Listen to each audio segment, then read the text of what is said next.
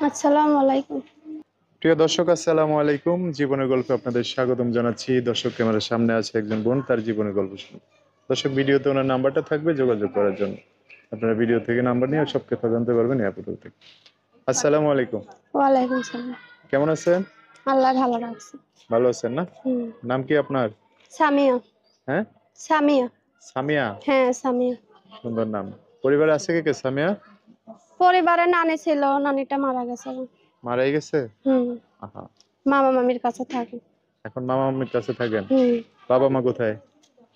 বাবা মা নাই, ছোটকাল থেকেই নাই। নাই, কি হয়েছে? মারা গেছে না না, ছোট? নানির কাছে ছিলাম, ছোটকালে ফালাইয়া দিয়ে গেছে গা। আহ, বিয়া শাদি করছে। মানে দুজন দুই জায়গায় গেছে হ্যাঁ, গা? ছোটকাল থেকেই। তো আপনার নানির কাছে যে থাকেন সেই বাড়িটা কোন জায়গায়? বাড়ি ময়মনসিংহে। এখন কোন জায়গায় থাকেন? এখন সাভারেতে থাকি।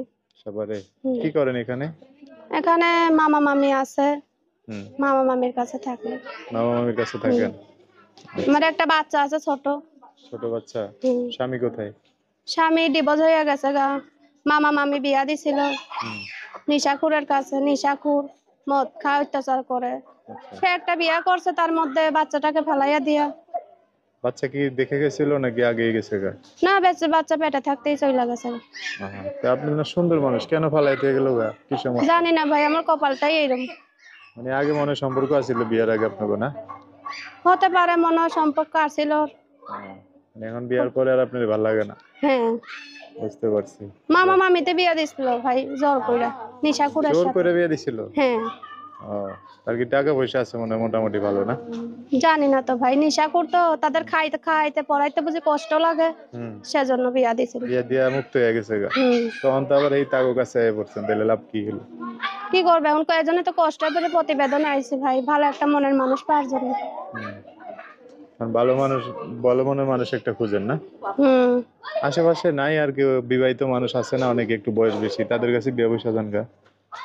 বসবই তো ভাই, যদি ভালো একটা মনের মানুষ পাই। হুম। আশেপাশে বিয়া করতে গেলে ভাই যৌতুক লাগে, যৌতুক যৌতুক ছাড়া কেউ লাগে। বিয়া করে না। বুঝতে পারছি।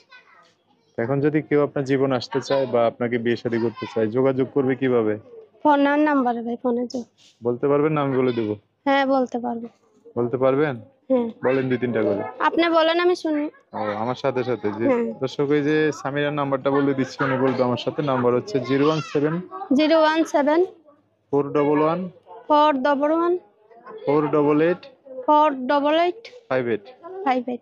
দর্শক, নাম্বারটা আমি সুন্দর করে স্ক্রিনে লিখে দিব, আরো করে বলে দিচ্ছি। 017 411 488 58। এটাই হচ্ছে সামিয়ার নাম্বার। নাম্বারটা সুন্দর করে স্ক্রিনে লেখা থাকবে, সেখান থেকে নিয়ে ওনার সাথে কথা বলে বিস্তারিত সব জানতে পারবে। আচ্ছা সামিয়া, তো এই নাম্বার ফোন দিয়ে দর্শক ভাইরা অনেক কথা জানতে চাইবে, তাদের সাথে ভালো করে কথা বলি না? হ্যাঁ ভাই, একটু ভালো মন নিয়ে ফোন দিবা, যারা পাশে দাঁড়াইবে সেরকম মানুষে ফোন দিবা। ঠিক আছে, ওকে।